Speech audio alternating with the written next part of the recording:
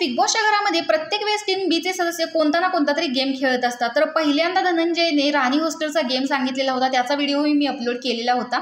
तर आज इकडे आटाना फुटाना शेंगदाणा हा सूरजचा गेम सगळेजण खेळताना दिसत आहेत। तर इकडे सूरज आणि अभिजित उभे असतात। तर हा गेम असा आहे की 3दा हा टॉवेल मारायचा असतो हातामध्ये, आटाना फुटाना शेंगदा म्हणून। त्यासाठी दोन्ही हात एकत्र पकडायचे असतात आणि जी अंगठी आहे ते समोर ठेवायचे असतात। त्याच्यावरती सूरज टॉवेल मारणार आणि तो टॉवेल आटाना म्हणून म्हणजे हुकवायचा असतो, थोडक्यात चुकवायचा असतो। तर अशा पद्धतीने हा गेम आहे आणि अभिजित या गेममध्ये हारतो। त्यानंतर अभिजित हा गेम सूरजच्या बाजूने खेळतो, म्हणजे सूरज त्याचे हात पकडतो।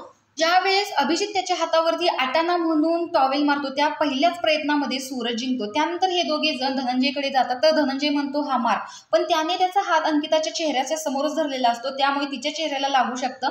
तर योगितामध्ये हे काय आहे डीपी दादा? त्यानंतर तो तिथून उठायला सांगतात त्याला, तो उठतो आणि अभिजित म्हणतो की आता मी मारणार। सूरजला सांगितलेलं असतं, पण सूरजला पहिल्याच प्रयत्नात त्याने पकडल्यामुळे त्याच्या हाताला सूज आलेली असते, हात सुजलेला असतो, त्याच्यामुळे अभिजित हा प्रयत्न करतो। तर धनंजय देखील पहिल्याच प्रयत्नात पकडतो आणि अभिजित तिथून वळतो आणि तो धनंजयच्या हातातून टॉवेल सटकतो। त्यामुळे अभिजित हसतो आणि त्याला उचलून घेण्याचा प्रयत्न करतो।